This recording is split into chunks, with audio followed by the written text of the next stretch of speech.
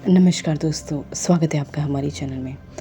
दोस्तों, हम जो बुक पढ़ रहे थे विज्ञान भैरव तंत्र, आज हम उसकी एक और विधि देखेंगे, विधि नंबर 71। शुरू करें। विज्ञान भैरव तंत्र, द बुक ऑफ सीक्रेट तंत्र ओशो। ये तंत्र सूत्र विधि नंबर 71 है। ये प्रकाश के संबंध में दूसरी विधि है। अब इस सूत्र में शिव कहते हैं कि या बीच के रिक्त स्थानों में या बिजली कौंधने जैसा है, ऐसा भाव करो। थोड़े से फर्क के साथ ये विधि भी पहली विधि जैसी है। या बीच के रिक्त स्थानों में या बिजली कौंधने जैसा है, ऐसा भाव करो।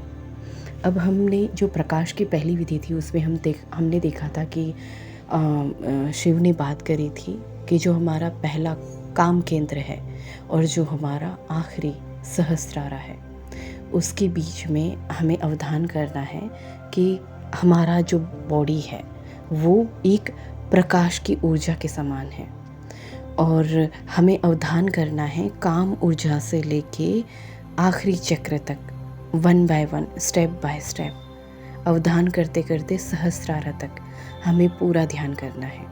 जैसे कि वो ऊर्जा का स्रोत एक एक चक्र से होता हुआ सहस्त्रारा तक आ रहा है, तो वैसे ही यहाँ पे कहा है कि थोड़े ही फर्क के साथ ये विधि भी पहले विधि जैसी ही है।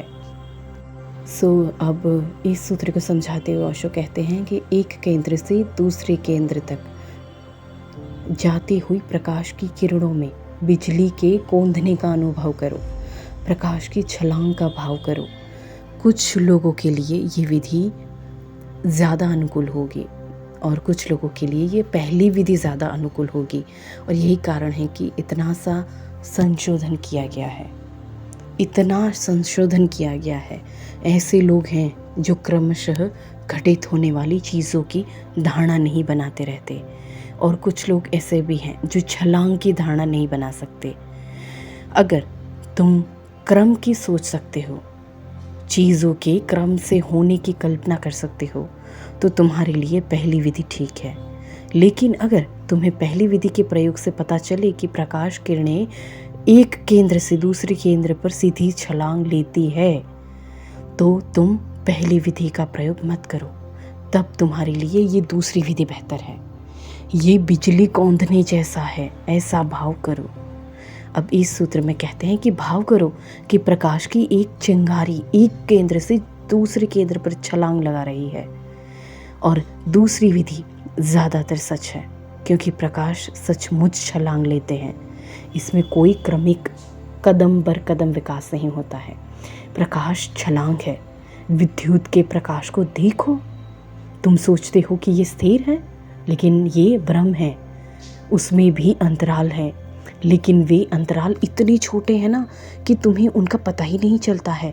विद्युत छलांगों में आती है एक छलांग, और उसके बाद अंधकार का छलांग होता है, और फिर दूसरी छलांग, उसके बाद फिर अंधकार का अंतराल आता है। लेकिन तुम्हें कभी अंतराल का पता नहीं चलता है, क्योंकि छलांग इतनी तीव्र है। अन्यथा प्रत्येक क्षण अंधकार आता है। पहले प्रकाश की छलांग और फिर अंधकार। प्रकाश कभी चलता नहीं, छलांग ही लेता है। और जो लोग छलांग की धारणा कर लेते हैं, ये दूसरी संशोधित विधि उनके लिए है। या बीच के रिक्त स्थानों में ये बिजली कौंधने जैसा है, ऐसा भाव करो। प्रयोग करके देखो। अगर तुम्हें किरणों का क्रमिक ढंग से आना अच्छा लगता है तो वो ठीक है, और अगर वो अच्छा ना लगे और लगे कि किरणें छलांग ले रही है, तो किरणों की बात भूल जाओ और आकाश में कौंधने वाली विद्युत की बादलों के बीच छलांग लेती विद्युत की धारणा करो। स्त्रियों के लिए पहली विधि आसान होगी, पुरुषों के लिए दूसरी विधि। स्त्री चित्त क्रमिकता की धारणा से ज़्यादा आसानी से बन सकता है, और पुरुष चित्त ज़्यादा आसानी से छलांग लेगा।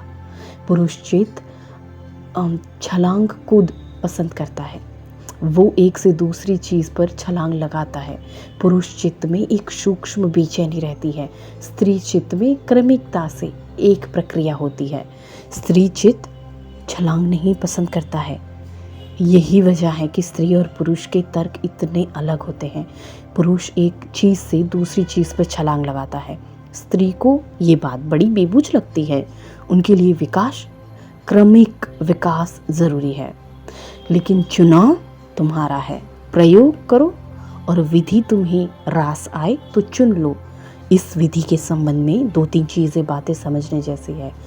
बिजली कौंधने के भाव के साथ तुम्हें इतनी उष्णता अनुभव हो सकती है जो असहनीय मालूम पड़े। अगर ऐसा लगे तो इस विधि को असहनीय है तो इसका प्रयोग मत करना, तब तुम्हारे लिए पहली विधि है।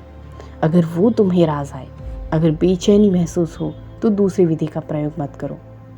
कभी कभी विस्फोट इतना बड़ा होता है ना कि तुम भयभीत हो जाते हो, और यदि तुम एक दफ़ा डर गए तो फिर तुम दोबारा प्रयोग नहीं कर सकोगे, तब भय पकड़ लेता है। तो सदा ध्यान रहे कि किसी चीज़ से भी भयभीत नहीं होना है।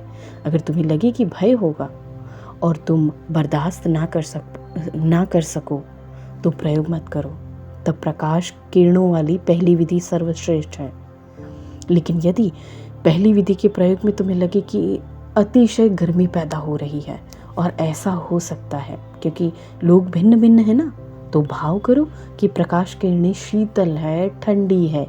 तब तुम्हें सब चीज़ें उष्णता से भरी हुई नज़र आएगी, महसूस होगी, ठंडक महसूस होगी, वो भी प्रभावी हो सकता है। तो निर्णय तुम पर निर्भर है, प्रयोग करके निर्णय करो। स्मरण रहे, चाहे इस विधि के प्रयोग में चाहे अन्य विधियों के प्रयोग में, यदि तुम्हें बहुत बेचैनी अनुभव हो या कुछ असहनीय लगे तो मत करना। दूसरे उपाय भी हैं, दूसरी विधियां भी हैं, हो सके तो दूसरी विधियां करना। ये विधि तुम्हारे लिए ना हो, अनावश्यक उपद्रवों में पड़कर तुम समाधान की बजाय समस्या ही पैदा ना कर लो। इसलिए भारत में हमने एक विशेष योग का विकास किया है जिसे सहज योग कहते हैं। सहज का अर्थ है सरल, स्वाभाविक, स्फूर्त। सहज को सदा याद रखो। अगर तुम्हें महसूस हो कि कोई विधि सहजता से तुम्हारे लिए अनुकूल पड़ सकती है, अगर वो तुम्हें रास आए, अगर उसके प्रयोग से तुम ज़्यादा स्वस्थ महसूस करो, जीवंत महसूस करो और सुखी अनुभव करो, तो समझो कि वो विधि तुम्हारे लिए है। तब उसके साथ यात्रा करो, कुछ दूर तक तुम उस पर भरोसा कर सकते हो। अनावश्यक समस्या मत पैदा करो। आदमी की आंतरिक व्यवस्था बहुत जटिल है। अगर तुम कुछ भी ज़बरदस्ती करोगे ना तो तुम बहुत जटिल हो जाओगे, क्योंकि ये जटिल है। अगर तुम कुछ भी ज़बरदस्ती करोगे तो तुम बहुत सी चीज़ें नष्ट भी कर सकते हो। इसलिए अच्छा है कि किसी ऐसी विधि के साथ प्रयोग करो जिसके साथ तुम्हारा अच्छा तालमेल हो। ओशो, विज्ञान भैरव तंत्र, भाग 3, विधि नंबर 71 यहीं समाप्त होती है। अभी तक मुझे इतने प्रेमपूर्ण और इतने ध्यान से सुनने के लिए धन्यवाद।